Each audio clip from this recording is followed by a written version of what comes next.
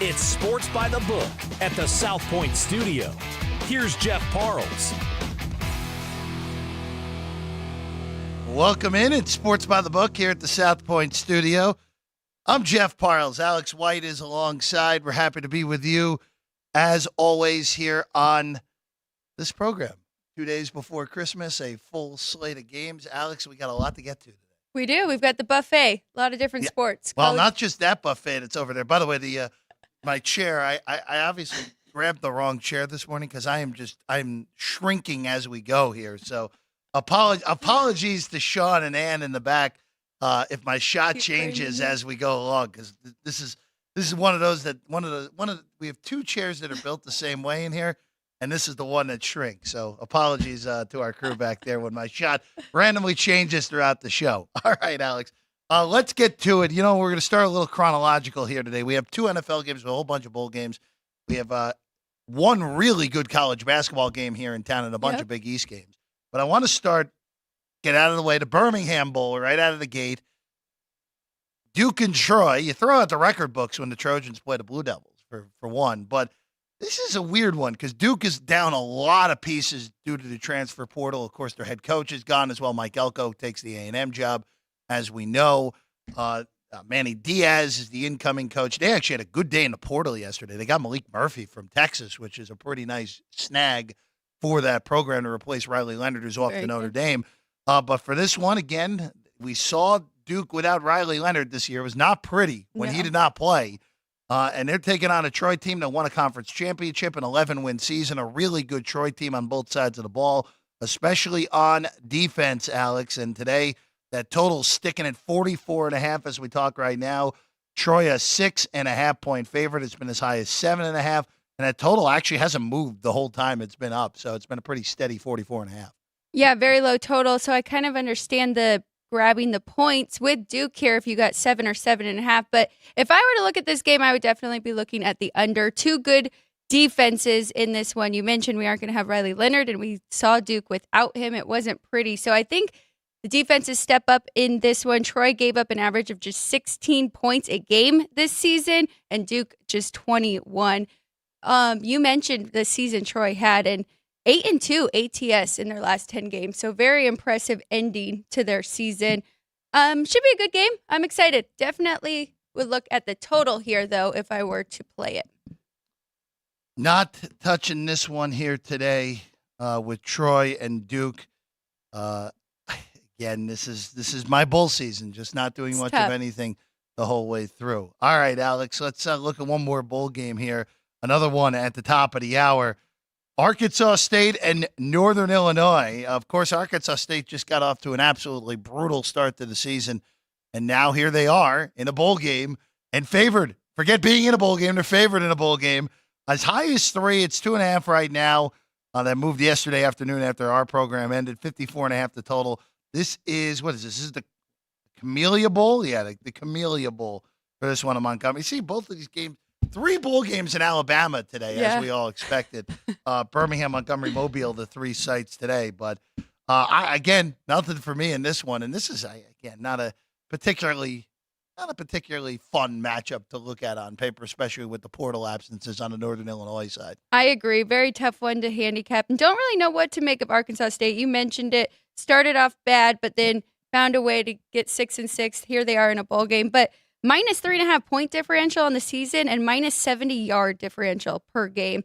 Huskies on the other side, plus 4 point differential and plus 48 yards per game. Is that enough to play Northern Illinois in this one, though? I don't think so. 1-4 ATS in their last 4. So I didn't do anything with this one. Possibly jump in and maybe if I can get more points with the dog early on, but nothing up front. And it's, again, just not the greatest of games to kick off today's bowl slate. And again, there are a lot of bowls. We'll get through all of them. The game up in the blue turf. We have the James Madison Air Force game, which about 6 weeks ago would have been awesome. Yeah. Now, James Madison, a lot of portal absences. Signetti, of course, takes the Indiana job. So a little bit different on that. South Alabama and Eastern Michigan, again, throughout the record books when those two teams play. The game here today between Northwestern and Utah. And then in Hawaii, Coastal Carolina and San Jose State. An actual pretty interesting matchup where, even though most of the Coastal Carolina team is in the portal, a lot of the guys are actually suiting up today despite being in the portal. Even though the way the line is moving this morning, there may be some more absences than we thought. Maybe they just took the trip to Hawaii and were like, yeah, we're not going to bother with that, because that's up to 8.5 behind us right now on San Jose State and Coastal Carolina. I want to go to hoops real quick, Alex, before we go over to the two games in the National Football League. Butler and Providence. This is a Big East matchup. We saw Providence earlier in the week really take it out on Marquette. Beat them up in the dunk, or whatever they're calling that venue now. Now Amica Mutual Pavilion will always be the dunk to me, folks. 10-2 Providence. And I got to give Butler credit. I did not think this Butler team was going to be particularly good this year. And here they are. They win their conference opener at Georgetown. Yes, I know the Hoyas aren't any good, but you still want to know in Big East play with, again, this starts a 5-game stretch against, and this happens in the Big East, on the road to Providence, on the road to Johnny's, difficult game, hosting UConn, difficult game as we know, at Marquette, Seton Hall, 5-game stretch against just really high-end competition for Butler, a 10-2 team that I did not think was going to be much of anything, even though, again, at some point you would have expected Thad Matta to build the program back up from where they were over the last few years. They're 62nd in Ken Palm right now. Alex, Providence is 6 with a total of 139 in this one right now, up from 5.5 in the overnight. Interested to hear your thoughts on this one. I'm looking at Butler here taking the points. They have been very good this year. Like you mentioned, to beat Boise and Texas Tech. Their first big challenge was really November 23rd against FAU. So this will be their next big one. Providence coming off that big win. You mentioned it over Marquette. They won 72-57. So 6, maybe 6.5 out there. Would you take the points here with Butler? No, I wouldn't touch this game. The two best teams Butler has played this year, they played Florida Atlantic tight in that opener down in Orlando as a very high-scoring game. They got clocked by Michigan State in East Lansing, and again, that is not a Michigan State team that has looked particularly good up until that last stretch where they finally found it, beat Baylor by a lot last week, and it parlayed that into back-to-back blowout victories against Oakland and Stony Brook to get to 7-5 with one game left in non-con before Big Ten play fully starts in the new year. I don't really like either of these teams. This Providence team, they're 41st in Ken Palm. They lost to K-State. They lost to Oklahoma. They're coming off. They have 2 really good wins this year. They beat Wisconsin, who I think is a little bit overrated in the Ken Palm Torvik land of things. And they beat up Marquette, who I always thought, Marquette's a really good team, a top 16 team in the country, but they were never quite that top 5 rating that the pollsters put them at. I never quite bought that. So this is a nothing for me here because I don't want to buy Providence somewhat high, and I don't really like this Butler team. So we're gonna avoid that one here to kick off our college hoops day. And then the other one, technically it's a neutral site. It's a Rutgers home game. Let's not lie to ourselves. Even though they're playing in the building that their rival Seton Hall plays their home games in, at the Rock in Newark today, the Prudential Center, Mississippi State takes on Rutgers. The Bulldogs, a 3.5-point. And yes, the neutral, they're road favorite here today in this one. 130 the total. I do like the Scarlet Knights outright here, Alex. Again, with this Rutgers team, it's been all about, can they get enough offense? When they've gotten enough offense, they've won. Now, granted, you look at their resume, the 3 best teams in Ken Palm's ratings that they played, they've lost to them all. Lost to Princeton on a neutral. They lost to Illinois at the rack, and they were handling that game. Illinois might just be really good. That just might be the case with the Illini. And they lost by 19 away. They beaten everyone else on their schedule. No one else is. Seton Hall's the only other top 100 team they've played. They beat Seton Hall in this building they're playing in today by 7 2 weeks ago. The main reason, though, that I like Rutgers more than anything is I'm not buying Mississippi State at all. I just look at who they've played so far this year. The best team they played in Ken Palm this year is Northwestern. They beat them by 9. They beat Washington State, who's 66, beat them by 12. Other than that, the only other top 100 team they played is North Texas. And so I think this is just there again. And this happens with these, especially with some of these SEC teams. Mississippi is a Ole Miss. Chris Beard's team is a even bigger candidate of this, where they're undefeated and they've actually got down in Ken Palm's ratings as the year's gone along. Mississippi State got as high as 18 in Ken Palm. They're down to 32. I like Rutgers outright. I think their defense, in a battle of two really good defenses, their defense wins the day, and they win the game outright as a small dog in a neutral site that's really a home game. That's funny. I was going to ask you the same thing because I was looking at taking the points here with Rutgers, especially looking at their strength of schedules. Rutgers has played a much tougher schedule so far. Mississippi State, man, they've got some tough games coming up here once conference starts. And the only thing that kind of kept me off a bit, wanted to get your insight, is they are 5-0 on neutral sites. So they have done very well away from home, but kind of just pointed out that's more to who they have played than them and how well they have done. Yeah, I'm staying off. I'm not staying off this one. Staying off a lot of these college basketball games today, but this is the one that I do like hopping in on. All right, let's go over to the NFL. Alex, the first game of the day in the NFL, the Cincinnati Bengals taking on the Pittsburgh Steelers. Mason Rudolph. We've seen Rudolph save Christmas a few times before, but a little bit different here today for the Steelers. It's 3. There are injuries on both sides as well. Jamar Chase is not going to play. We already know Joe Burrow's season is over. At some point, I'm waiting for the Jake Browning crash.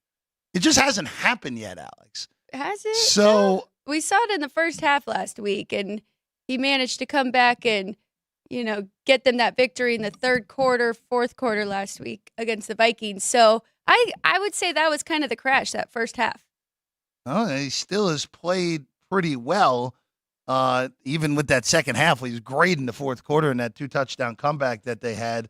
Alex, I don't know what to do with this game. I think that I don't love the fact that I would have to lay a full field goal on the road with Cincinnati. Again, these teams met 3 weeks ago. Pittsburgh won 13-10. Granted, it's a different Browning today than he was a few weeks ago. But I really don't know what to do with this one. This is a really complex game here to kick off the NFL Saturday. See, and part of me thinks this isn't that complex. We're making it more complex than it is. Jake Browning's been fantastic, averaging over 300 yards per game since this 3-game winning streak. And they have plenty of weapons. They have T. Higgins. We've seen him step up without Chase in there. And they also have Tyler Boyd and, of course, Mixon on the ground. So I think that the Bengals get this one. And I don't think 3 is too much. I did lay 2 earlier in the week. The Steelers they're a mess right now offensively. And we've seen Rudolph, that was his first attempt since 2021. In 2021, he played 2 games, started 1. In 2019, he played 10 games, and he had 13 touchdowns and 9 interceptions. So little rusty for Mason Rudolph, and he doesn't have a very motivated offense to even be working with here. No, it's a Steeler team that has fallen apart. 7-7 right now after being 7-4, and with 2 home games against 2 of the worst teams in the NFL coming up, look like to be in premium position, get to 9-4, find a way, win 2 of your last 4, get to the postseason instead. Now you're in the scenario where, again, this is a team where they need to win out and get help in order to get in. And they're not winning out. They're not. If Baltimore needs that game week 18, they're not beating the Ravens again. And they play Seattle on New Year's Eve next week. I don't see Pittsburgh going to Seattle and winning that game. I just don't see that, Alex. So just really a scenario for Pittsburgh where they did this to themselves. And I know they were an overachiever throughout the year. We talked about it, negative point differential, outgained in all but one of their games through the first 11 games. But when you get in that position, you got to find a way. And there's even questions of will Mike Tomlin be back there next year, which is a little harsh, but I think it probably is the right questions to be asked at this point. And the Bengals need this one as well. Their next 2 matchups, they play the Chiefs and the Browns. So, I mean, they're definitely going to be looking at this as a must-win game to hang on to their playoff hopes as well. So, yeah, I like Cincinnati in this one. Pittsburgh can hang in there, but I think they pull away at the end. Steelers, again, 3-point underdogs in this one against Cincinnati. This one gets rolling at 1:30 Pacific time, 4:30 Eastern for this kickoff. Just looking at the other game, and don't worry, we'll circle back when Vinny comes in a little bit later in the show. The Chargers and the Bills. The Bills, 12.5-point favorites on the road in this one, 44 to total for this, Alex. Down from 14 is what it's open at, but it's on the ladder back. It was all the way down to 11 a few days ago, and now sitting at 12.5 as we are a few hours away. This is a 5 o'clock Peacock-only game in L.A. for this one. I know you guys talked about this one a lot yesterday and how the Buffaloes have really turned it around. 3-1 in their last 4 with that one loss in Philadelphia where they really had that game. They're averaging 28 points a game in their last 5 and giving up just 18.5. And against teams like the Eagles, the Chiefs, and the Cowboys. So that's really impressive here. I would only look at the Bills, but I did jump on the total. I went over 42.5. I don't even hate it at 44. This Chargers team has given up. When you see a team give up right in front of you during a game, I can't really see them bouncing back from that this week. Giving up 63 to the Raiders, so I think the Bills are going to put up plenty of points here to help get that over. I mean, they'll come out with some effort. We need a few from them to help get over 44, but yeah, only Buffalo here, and I like that total. What do you like? What total are you? Over. I went over 42.5. I think it's okay at 44 because how Buffalo's been playing and the lack of defense from the Chargers. Chargers, again, technically not eliminated. They would need to win out, not happening, and get a whole boatload of help, not happening. So they're as good as done. So only 6 teams officially eliminated from playoff contention, realistically speaking. Chicago and the Giants, technically not eliminated. They're toast. Chargers, same deal. You can throw the Raiders in that category as well on the AFC side. But no, that means that the rest of the AFC, 11 of the 16, still very much alive in the playoff chase heading in to the final weeks of the season. NFC side, all but the bottom 2 in the East, the bottom in the rest of the division. So 11 of 16, still very much alive as well. Again, we'll get to Atlanta maybe a little later today. We talked about this game earlier in the week, but a little bit surprising to see where that number is on that. Going to the college hoops side yet again real quick. Don't worry, we'll get back to some college bowl games as well. I want to go to Seton Hall and Xavier, Big East game. Seton Hall coming off of a blowout upset victory over UConn earlier in the week. A really impressive win for that one. Xavier went on the road and lost and did not cover against St. John's. This is 4 right now. Xavier laying it against Seton Hall. 147 a total here, Alex. I like Xavier in this one. I think a bounce back spot for them, and maybe Seton Hall coming off that big win over UConn come out a little flat here. Possibly looking at the under, but Xavier's been impressive, and they have 2 top 10 shooters in the Big East right now. I think they can get this done here at a bounce back spot. I am in the camp of this one where I don't like, again, Seton Hall, great win, obviously. Big upset, helps the resume. Before that, their best win was against Mizzou, which is an NIT team at best right now. They needed a win like that. They needed to beat a team. And again, you're going to have plenty of opportunities to do this during Big East play.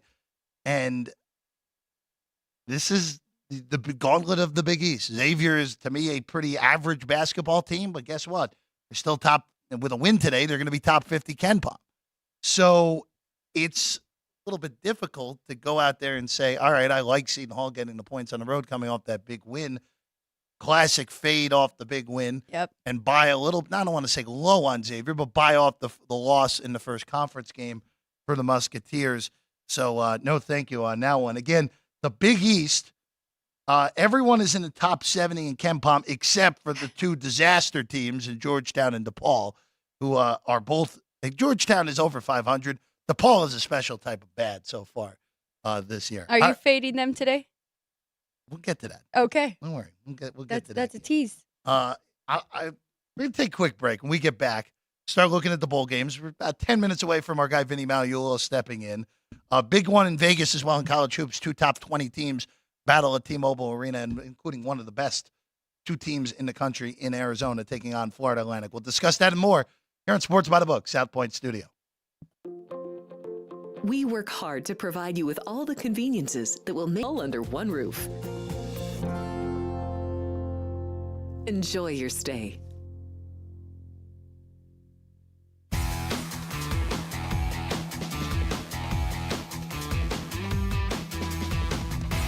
Welcome back in at Sports by the Book here at the South Point Studio. I'm Jeff Parles. Alex White is alongside. We're happy to be with you as always. Well, let's dive back into some college football here at the Armed Forces Bowl in Fort Worth, Texas. James Madison and Air Force. Again, a lot of absences for the Dukes in this one. This opened James Madison 3 and is now Air Force 1, flipping earlier this morning to Air Force being a favorite for the first time in this one. Total 41.5. Again, as with these games, can't really do much of anything, especially with all these absences on the James Madison side coming today, Alex. Yeah, I was going to say that because at first there was a lot of players in the transfer portal, but it seemed like they were going to play. So now we're getting news that they aren't going to play. Is that correct? Mm-hmm. So I was looking at James Madison in this game because Air Force really fell apart down the stretch. We saw that they were undefeated for a minute and then lost 3 in a row or 3 out of 4. Defense that gave up more than 7 yards per play in each of its final 2 games this season. But now at James Madison, I mean, I'd like to think they would rally together. It's a very good team. They were very well coached all year. They played very hard to get to this bowl game. But I wish it wasn't against a service academy here because they've done very well in bowl games over the past few years. So nothing for me here, but maybe I'll look at in-game. Yeah, this is probably again, most of these bowl games are in-game scenarios. It's with the way that the portal is, it's hard to bet these games unless if you got the information earlier in the week or you got on it earlier.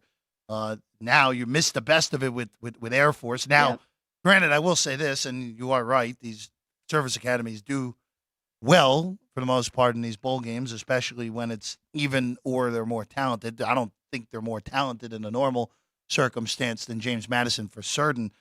I really don't know if I knew what type of effort I was getting out of the remaining players from James Madison with Cignetti now in Indiana. It would be a play on James Madison. This Air Force team totally melted the last month. 4 straight losses, not good enough. Again, losing to a collection of good and bad teams mixed in there. Beaten by Hawaii, not any good. Beaten by Army, a down Army team this year, even though they made it to 6 wins. Yes, they lost to both of the teams that ended up making the Mountain West title game in UNLV and Boise State, but they were up big in the UNLV game. That's a game they should not have lost, and here they are playing in the Armed Forces Bowl instead of, again, when they were 8-0, there was a legitimate thought, hey, they're going to be in the Fiesta Bowl. They're going to go 13-0, win the Mountain West, get that Group of 5 bid, and here you go. They're going to go play whoever comes out of the Power 5 into that matchup. So, again, a pretty significant melt down the stretch by Air Force. All right, let's go to Georgia State and Utah State. 2.5 points. Utah State favored by in this one. This one's up in the blue turf in Boise. This is the Idaho Potato Bowl, as we all love it. 2.5 with Utah State, Alex. Again, another mover. Thanks to transfer portal absences for Georgia State. So I missed this part of your show yesterday. A lot of money on this game, right? Yeah, Vinny will talk about it in a little bit, but yes, a lot of money on this game. So I would look at the total here. I know it's really high, but neither of these teams played great defense. Georgia State lost its last 5 regular season games. Combined score 209-93. On the flip side, Utah, all the teams they beat this year, not one of them is in a bowl game. So this was definitely a cross-off for me between these two. We'll have to get Vinny's take on where the money is coming. Here I am. He's here. Magliulo's here on the end. 30. Here I am at what time is it? 26. 26. Hey, you're right. you're here. That's all that right. matters.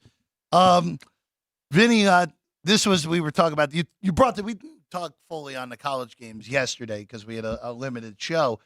This has been one of the bigger bet games, this Utah State Georgia State game. The total especially down 5 points as well, and a favorite flip as we discussed. Well, I mean, yeah, Georgia State 2.5 on the opener, now 2.5 the other way. Look, again, when Chris Andrews and I were in yesterday, we were talking about, there's this scouring for information, right? Who's playing? I mean, and the biggest thing is who's playing, and Right. anymore, it's not. It used to be years ago. It was just about injuries, right? Because everybody played in the bowl games. Although I certainly remember when there weren't 41 bowl games. But the thing about it is now with opt-outs for a variety of reasons, mainly now the transfer portal, where there's over 2,000 players in the transfer portal.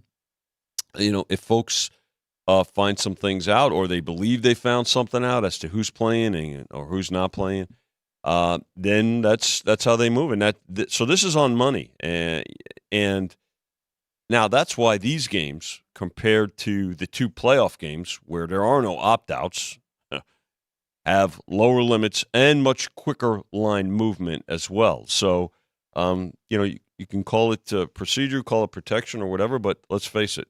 I want to know what everybody else knows, and I have no problem if we're all on the same page. Moving to the game that's here tonight. We'll get back to the 68 Ventures Bowl. Sure, why not? That's a bowl we've come to love through the years. But the Las Vegas Bowl we have come to love through the years. Yeah. Utah Northwestern. Chris mentioned this yesterday. This game would, as of yesterday, basically no action on it. Again, this is kind of know what rosters we're getting for the most part for this. It's a bit more solid. These rosters are a bit more solid. Yeah, a little bit of questions on the Utah quarterbacking side coming in. All year. Yeah, so that hasn't really changed. Right. I mean, this was 7 down to 6.5. Hasn't really moved. The total's starting to bop up a little bit to 43, which good luck if you're betting that.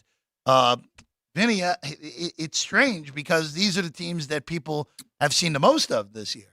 But because of this new era of college football where these rosters are pretty fairly stable, right? All things considered, that's why this number hasn't moved at all, because the number was the most correct of these numbers because the rosters are pretty similar. It speaks to exactly what I was talking about, right? Because so you have a game here where there is stability, if you will, and stability in terms of the rosters. Now you've got a number that hasn't moved that much, and okay, I mean this is the world in which we live in right now when it comes to these bowl games. Now, I suspect there'll be some, as we get closer to kickoff, the fact that the game is here is going to add to it. There'll be folks that are going to the game, particularly from from both schools who'll be coming here for this game and for the holiday as well. They'll be participating in it, because people love to find out too.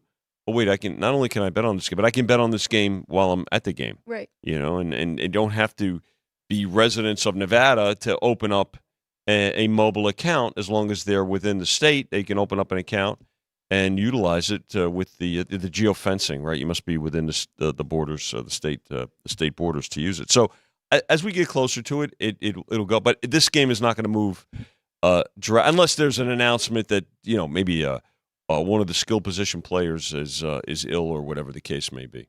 So this is one bet that I did make, and that I bet on the Utes -6 here in this one. I love Kyle Whittingham. He does a fantastic job with his teams. He's lost 4 straight bowl games, but that is because they've been playing in these higher tier bowl games, Rose Bowl and stuff. The last 2 competitors were Ohio State and Penn State. So this is back to their level, especially with what they had this year. We are going to get Bryson Barnes. He did great for them at quarterback this year, and their defense has been fantastic. I know Northwestern has really, improved, and they overcame a lot this year, but I just think their competition was down. The Big Ten West was not any good this year, so I think Utah's played a much tougher schedule. They've been, that Pac-12 was tough this year, so I'm looking at the Utes here. Much tougher than a lot of folks thought. Certainly, they surprised us even in terms of the power ratings of the teams, but the entire conference, Yes. Alex. So if you laid 6, you got you laid a very good number there. That's for sure.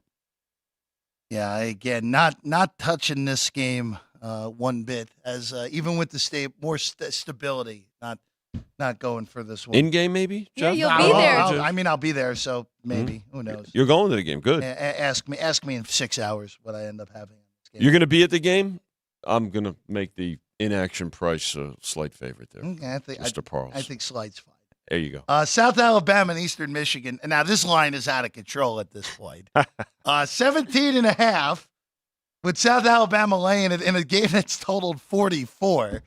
Again, Vinny, this is just another one. Numbers gone up. Yeah. Totals come down. Yeah, again, Right. portal here. Yes. The big reason for this one on the Eastern Michigan side. Well, especially with some of the smaller schools, right? You've got players that are looking to go to a bigger school that they had hopes, I think, to go to originally.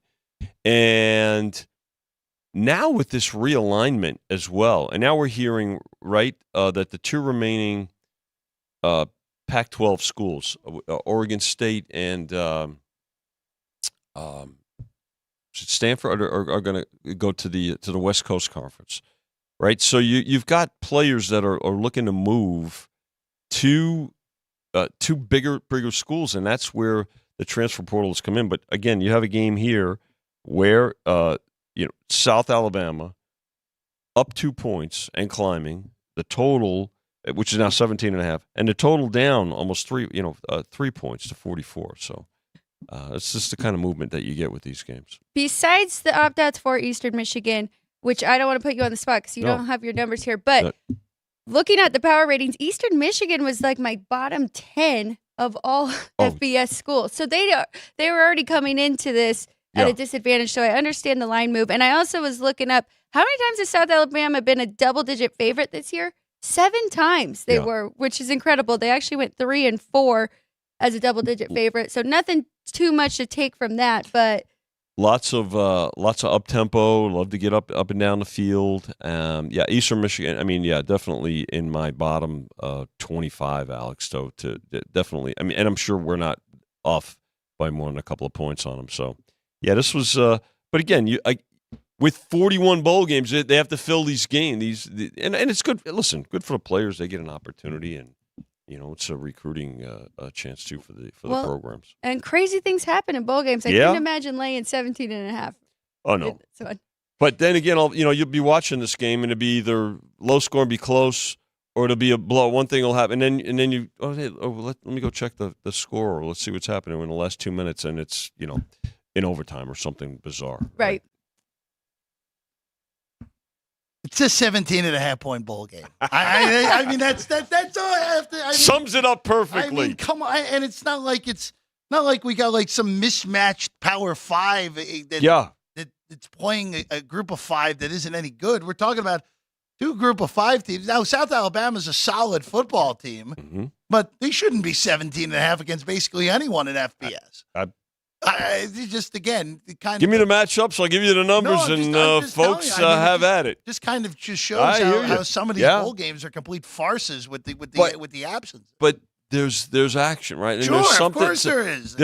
Listen, there's a bowl game for everybody, whatever the reason may be, and this is certainly one of them. Think about it. This game's had more movement and some more betting than the Vegas Bowl. Now that may change as we get closer to kickoff and all, but that is the bowl world within which we live these days is all about this information and the transfer portal, particularly opting out. Let's go to the last bowl game of the day. Coastal Carolina and San Jose State. We knew there were going to be absences on the Coastal Carolina side.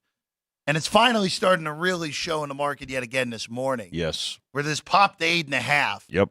On this one. Now, this was as high as 11. We're starting to go backwards here. But again, we're back to where we started. Yeah. Back to where we started. A ladder game. Up and down the ladder we go, right? Yeah. We go up and we come back down. So overall, two-way action on it, which is fine. And so you say, well, why is that? Well, there was obviously...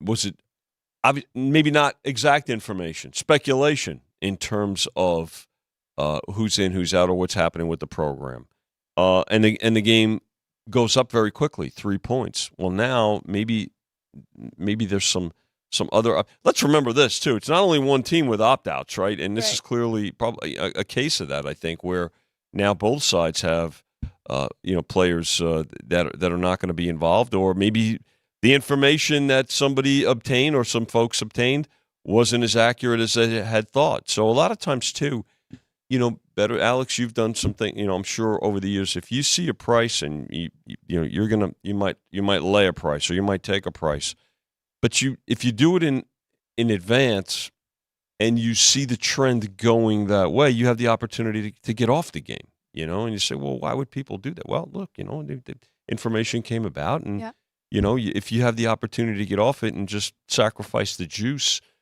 there's other games to get ahead on. So professionals will do that sometimes. Sometimes you have to just succumb to what's going on, right? I mean, this one was tough for me too to handicap. I mean, I think we're also trying to put in their motivation because we saw with Syracuse they clearly didn't want to be in their bowl game. Yeah. So I thought we had two motivated teams here, both in Hawaii and Coastal Carolina, 8-4 ATS this season. They did lose their last two, but to good teams. I mean, Army had finally figured it out a little bit at the end, and James Madison, very good. But San Jose, they won their last 6, so they were very impressive at the end of the season. 8.5, I just feel like is a lot of points to lay here with the Spartans. But. You brought up a good point. It used to be motivation was, there were teams that I thought we were going to get into a New Year's Six game or whatever, and their motivation was down. Everything. Remember, we saw those Boise teams for several years get in and just shock, some Power 5 schools and be very competitive and in fact win some games. But anymore, it is a completely different world with the environment now, which is what is free. It's free agency. NIL/transfer portal is free agency. So schools are scrambling to get a handle on it. I want to go back to the NFL. Okay. By the way, nothing on this game. Also, the total's been bopped down 5.5 points on the Hawaii Bowl. If it goes further down, I may actually come back on the over. 54 on the opener and down to 48.5. If we get south of 48, which I don't think is impossible, then I'm probably going to pop in on the over in that one and make it my second pre-flop bowl bet of the season. Which we're 1-0. I might not want to just spoil that. I might want to just keep that. Keep the unblemished. Say I had a perfect bowl season. That's the first time that ever happened, right? NFL-wise, Vinny, we talked about the two games a little earlier. Cincinnati, Pittsburgh. Again, you're sitting at 3. Yep. We talked about this yesterday, you, me, and Chrissy. It's a difficult game. It's a game the bettors have taken up with Cincinnati, despite being without their best skill position player in Jamar Chase. It's Mason Rudolph. There's a lot going on in this game, in all honesty. I think that this is – you don't usually hear about, coaching situation, right, in Pittsburgh, typically, right, with drama. You have a situation, too, when I say drama also, the whole thing with Pickens going on. And Chrissy brought up a great point yesterday. I said it's up to the veterans to get this young man and kind of rein him in a little bit and get him back. That's because the team is in a playoff hunt. But who is that person on the offensive side of the ball for the Steelers? That's a terrific question. You've got terrific leaders on the defensive side, which also has some injuries. And then the Bengals now have turned things around, obviously, and have played their way back into it. So the loser of this game is probably done in the AFC. But you know what? I think you can make a case for both sides. If 3.5 shows, it's definitely a take of the number for the Steelers. I think that'll absolutely. There's no question about that. But the Bengals, look what they did. Their last game against the Vikings, they came back on a remarkable score, and without Chase, it kind of changes their dynamic too. So there's something for everybody, I think, in this game, Alex. The Steelers did win the first matchup 16-10, but that kind of makes me like the Bengals even more coming into this one with revenge. It's gone up and down. Was much lower than the 2.5, and now back to 3. With a loss today, Pittsburgh's done. We already concluded that. Yeah. It just they would need too many things to happen, even if they won out, and they're going to be underdogs next 2 weeks anyway in Seattle and Baltimore. Cincinnati, if they lose, I don't want to say they're done, but they would go to Kansas City, right, dog in that game, and they would host Cleveland, where the Browns could have things locked up. But the problem at that point for Cleveland is then you're already playing the fourth quarterback anyway. Yeah.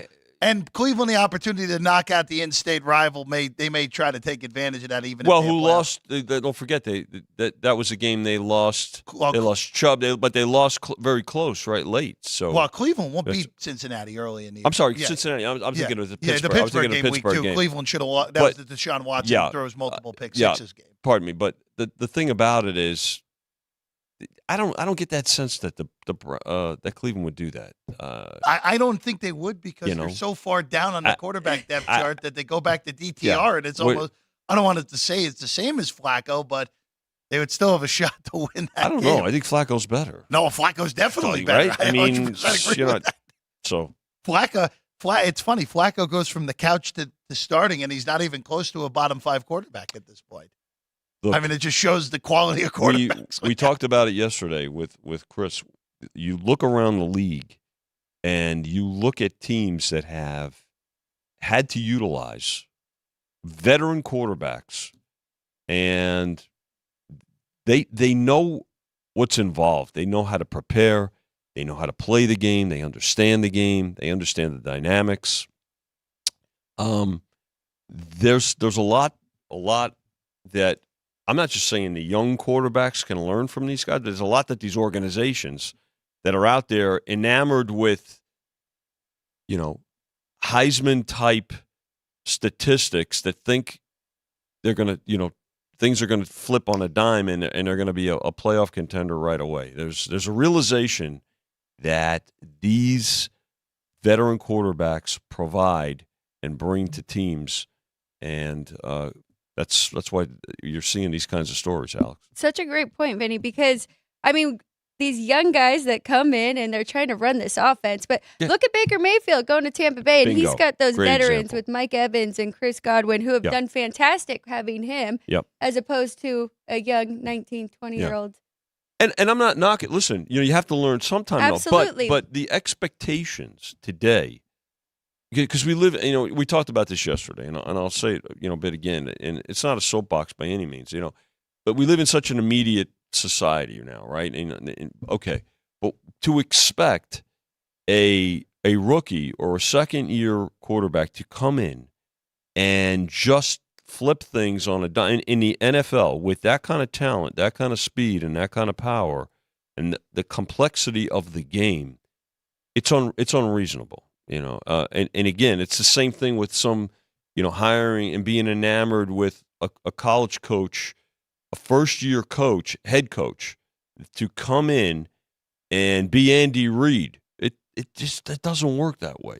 Not in the NFL. So that's why I give credit to look at Stefanski. He's stuck around. He had to learn some lessons, and he's done it to his credit. And now the guy's a candidate for Coach of the Year with having to play four quarterbacks. And the fourth one's the best. And one the fourth one is that veteran that we're referring to. Well, again, the fourth one.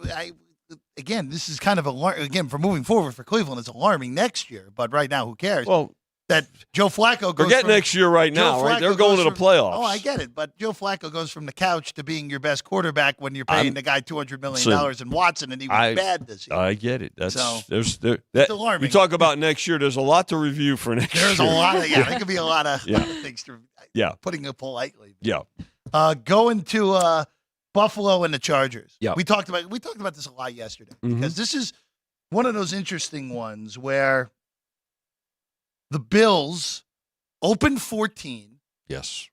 And then Chris said yesterday that you took a big bet on a bad number at the Chargers. 11.5. At 11.5. Right. And now it's climbing back up. It actually we're going to need that. we're at 12.5 yeah. now. Yeah. On this game.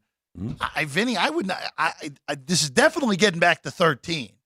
Oh, it's just going to be a matter of, will 13 be the buyback again, or will it be able to go through 13 again potentially in this game? If this game was tomorrow, it would go through it. It would definitely go back. We'll go through it if it was tomorrow. I agree with that. Today, not so sure. Again, it's still 2 scores with a again, back to the professional. Now, look, the Chargers have a lot of issues, no question about it. And without their starting quarterback in Justin Herbert, they're going with Stick. But the Bills have. Here's the thing about the Bills is they have actually responded to the next man up mentality, right? I mean, Micah Hyde is going to miss this game too. They lose somebody else this week, and they're on a terrific run right now. They're on a terrific run because they can match scores, right? They could score. That's I think they've realized. Listen, as decimated as our defense is with the injuries, at least they can be competitive because they can score, Alex. So they're not out of games. The thing is, the Chargers, they can't do anything right these days, and including scoring, particularly without Herbert. And the Bills they're using Josh Allen correctly. They aren't depending on him, or he has taken a step back kind of, and not thought he has to do everything on offense. So they have done very well with that. I heard Chris say yesterday, which I thought was very interesting, teasing the Chargers up, getting them even over that 17 number. Well, if it gets to, let's say 13, even if you teased them right now with, let's say you get, if you take an 18.5 points in an NFL game. Hey, there's, you're laying less juice at 6. You're getting 2.5 touchdowns, right? Better than 2.5 touchdowns. So for the folks that like to tease, you like I told Frank Nicotero yesterday, he only bets overs, right? Well, overs. You could tease dogs too. Yeah. So. All right, Vinny, before we let you go back to work, I want to ask you about the really good hoops game. Yes. Just down the road. Arizona. The desert, what is it, the Desert Classic today, or whatever we're calling this game here at T-Mobile. Arizona, Florida Atlantic, really, really good game. Yeah. And all I'll say here is I was hoping to get some more points than we are with Florida Atlantic. I was really hopeful. 6.5's not enough? I was hoping for 8. I really was. But this is and again, you and I, we've talked about this. Arizona, even with the loss last week to Purdue, still number 1 in my ratings over Purdue. With Purdue coming. Purdue made a statement. Purdue impressed me in that game. Purdue and Arizona, to me, are pretty clearly 1-2 with Connecticut 3. And then after that, you can do whatever you want in the rankings. Kansas, Houston, like there's a bunch of teams. Like if you want to put them at 4, I'll listen. But after it's Arizona, Purdue, small gap, UConn, again a little gap, and then do whatever you want. This is a testament to how good Florida Atlantic is. Yes, like the fact that this is a neutral. But let's be honest with ourselves.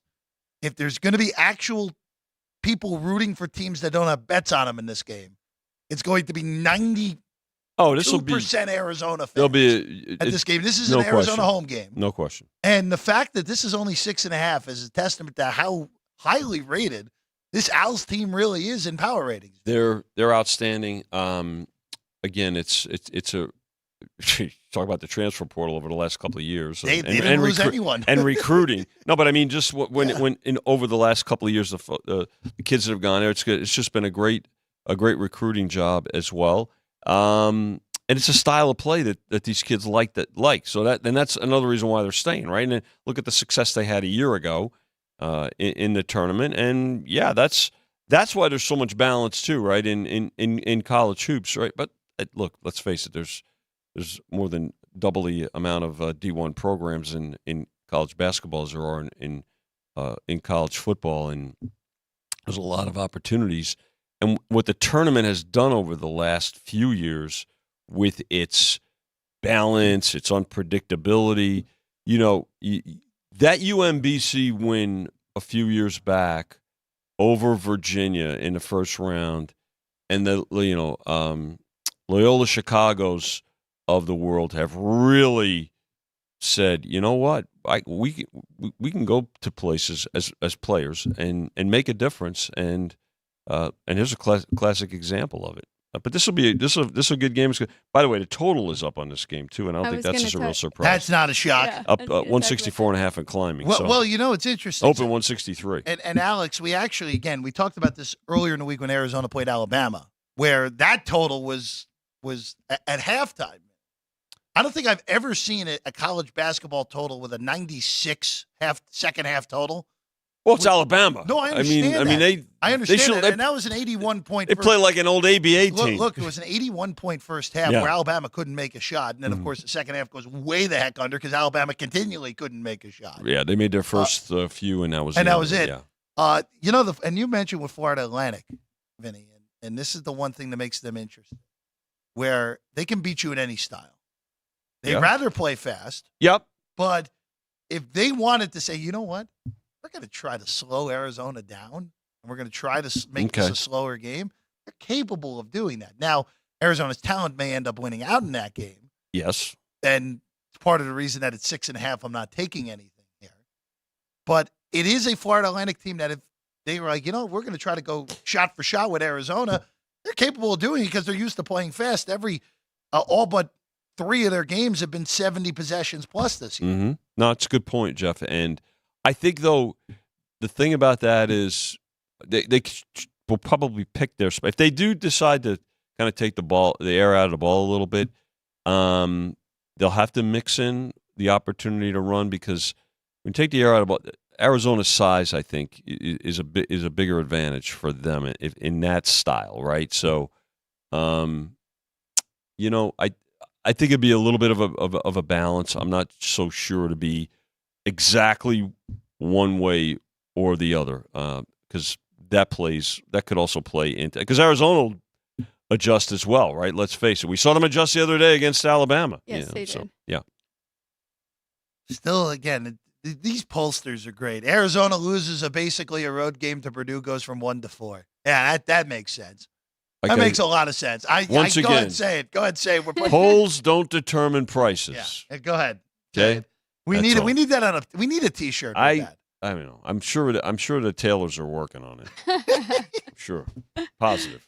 Oh man, yes. Arizona's worse than Kansas and Houston. Come on. Vinny, pleasure as always. Always good. Keep up the good work. We'll see you tomorrow morning as we go fully into ho. Yes, that's right. Almost 2 days away from Christmas Day here across the planet. All right, Alex, before we go here, I do want to go back to some hoops. We just mentioned Arizona and FAU. I didn't do anything. You didn't do anything either in that. I really was hoping for an 8. That was what I was hoping for. A nice flat 8 on Florida Atlantic. We're not going to get there. No, because it's the same theory as Alex playing blackjack the other day. He asked for the proper one. The dealer gives you one too many. If I ask for 9, Florida Atlantic will lose by 10. So will be what happens, right, Vinny? Don't ask. Exactly. Vanderbilt, Memphis, real quick. This is a testament to how bad Vandy has been. Yes. And I like Memphis. I think they're a solid NCAA tournament team. Them and Florida Atlantic is going to be, if that's what we get in the AAC, throughout the AAC for the run for the top of that league, we've done very well. But Vanderbilt should not be 16.5 against anyone other than maybe a top flight SEC team in conference. But they're 16.5 against Memphis today. It just shows that this is falling apart here on Jerry Stackhouse there in Nashville. I didn't do anything on this. The only thing I consider doing, if we get over 150 on the total, I would come back on the under. If we get back over 150 again, which... So you're saying 16.5 is too much? No, I think it's fine. Yeah, I think it's the right number. It's just a testament to what Vanderbilt is. They're just not good. If we get to 151, I'll probably go under here, Alex. We're at 150 at some shops, but mostly 149.5 like here. I'm with you, though. I think it's the right number. I do like this Memphis team, and they've really built off of what they did at the end of last year. So, yeah, I think the number's right. No interest in taking the dog in this one or laying that many, but interesting about the total. I'll keep a lookout for that. They're good. They're a Memphis good team. Memphis can again beat you many ways. Want to play fast, but they beat you with high end defense so far this year. All right, DePaul and Villanova. You asked it. I have to get to it. 11.5. Villanova laying it. Villanova just you cannot figure out this Nova team this year. Where went on the road to a very difficult place to play in Omaha and beat Creighton in overtime. They have also lost to Penn, Ken Palm 181, Drexel, Ken Palm 127, St. Joe's 79 in Ken Palm, and 69th Kansas State. And then you have wins over North Carolina, Creighton, Memphis on the ledger. Now they go to DePaul. DePaul is unfathomably bad. And kind of shocking that Stubblefield still has his job even if now. Bettors bet DePaul initially from 12 to 11, now to 11.5. I would only take DePaul in this game. Wow. I'm not going to bet it because I don't really feel like having a ticket on DePaul in the account. But it feels like too many points, especially where it feels like you're buying high on Villanova after that upset win against Creighton. You're right. I mean, you would expect a little bit of a letdown from Villanova, but I just can't get there with DePaul. I mean, they beat Louisville 2 games ago, but they've only won 2 games this year, 2-8 on the season. Not a good team. One of those wins against Louisville as well. So really shows you what they really are. All right, UConn, before we go today, UConn. We do have to get a couple good hockey games in, too. Oh, well, then we'll get those in before we go then. St. John's in Connecticut, 11.5 with the Johnnies. Donovan Clingan is uncertain after suffering an injury in the Seton Hall loss for UConn. It's still 11.5 with UConn at home, 147.5 at other shops. Nothing for me here on this one, Alex. This feels about right. And if Klingon plays, this will go up more likely than not. Yeah, I think UConn bounces back here. I was on them the other night when they lost that game, but feels like a good bounce back spot. And we asked our guy, Matt, the other night on Thursday, and he said he didn't make anything of that loss as well. He has UConn still as the top 1 or 2 team in the country, right? Yeah, I mean, look, top 3. There's nothing wrong with that. For me, they're 3. Arizona, Purdue are better. UConn, even though they lost a whole bunch of guys, has the pedigree of actually going there and winning it, obviously, last year. Purdue still needs to get over that, lose the team you have no business losing to in the NCAA tournament for 3 consecutive years. Yes. Thing. All right, before we go, Alex has hockey here, guys. Well, there's a big game on the board, and that's Vegas Golden Knights going to Florida to take on the Panthers. This is the first time these two have met since the Stanley Cup series. Vegas still scoring goals in Game 5, guys. They are. 9-3 final, I believe that was. I might be a little off on that. But, yeah, I like this one under the 6.5 because I think it's going to be a defensive battle coming out hot. But if you're looking at the over, which Sean is actually on the opposite side of this, I would wait it out that first period. I don't think we're going to see too many goals in that, if any. So if you are, you'll get a much better number after the first period. There is another over I really like, and that's the Dallas Stars Nashville Predators. I like that over 6. I believe it's 6.5 here at this spot. But if you can find 6 at your book, the Stars are 20-11 to the over, 5-0 in their last 5. Wedgwood will get the start for the Stars. He's 8-2 to the over this year. Predators are 6-1 to the over versus division opponents. I took the Flyers the other night against the Preds, and the Preds won that one 4-2. So I failed to mention that they are very hot right now as well. Those are your hockey plays. Those are the hockey plays. And I have nothing. Shocker. Nothing on the hocky. And good NBA games, though. But I'm sure you're not betting, but you're watching. Yeah, I mean, Bucks are 2 against the Knicks. That gets going at an early tip at Madison Square Garden today. Of course, those 2 teams they're playing on Christmas too against each other at the Garden. They really stacked both of the Bucks Knicks games in 2 days within each other, with one of them being a Christmas Day game. Great work there, NBA. Other than that, a lot of interest though. I mean, I definitely have interest in watching both. No, I mean, they watch them on Christmas Day. I'm not going to watch them today when there's there's NFL on that day as well.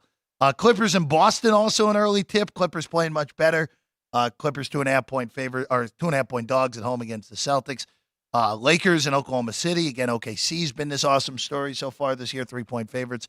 Thunder are at home against the Lakers. And then Sacramento and Minnesota, where Sacramento annihilated Phoenix last night.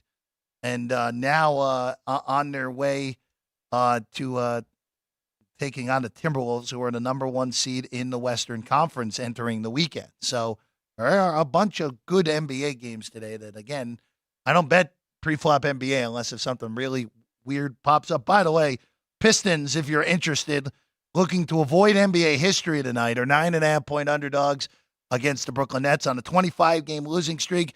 Alex, do you want the plus 350 before we get out of here? No, thank you. We agree. We'll see you tomorrow at 9 a.m. Sports by the Book, NFL Preview Week 16. Enjoy your Saturday, everyone. We're back tomorrow, Alex and I. Thanks to Sean and Ann doing great work, as always, back there. Alex, see you tomorrow. Okay, but good luck on your bets. See you guys tomorrow. Sports by the Book, South Point Studio.